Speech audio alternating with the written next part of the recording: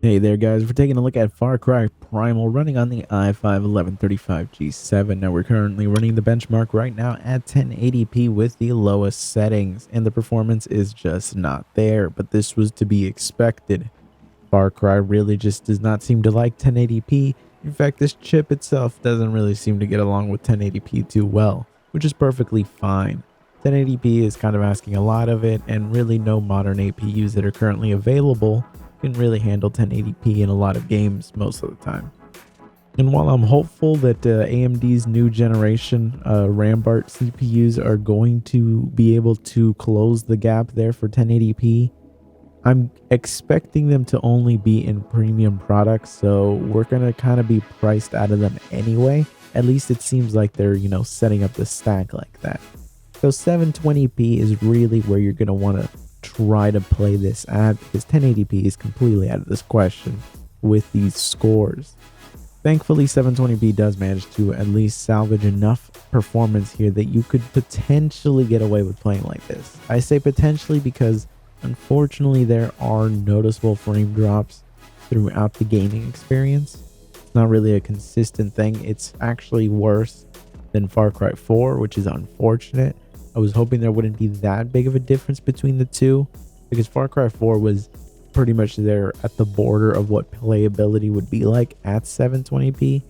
So the fact that we pretty much just lose that playability here is kind of unfortunate. I mean, you can get away with it, but at least of the campaign that I played, I didn't really like the performance of it.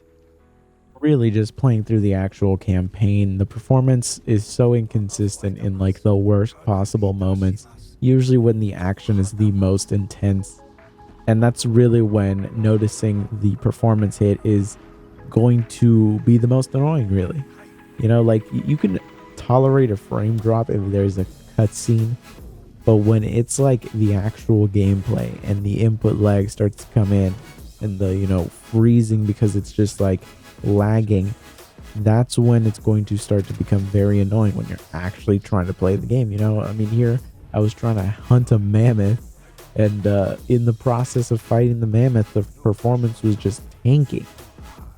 And like, this is a situation where if the mammoth just decided, hey, I'm gonna murder this guy right now, if I lagged at the right time, I would not have been able to dodge any attack from it, and I might have had to just reload the save.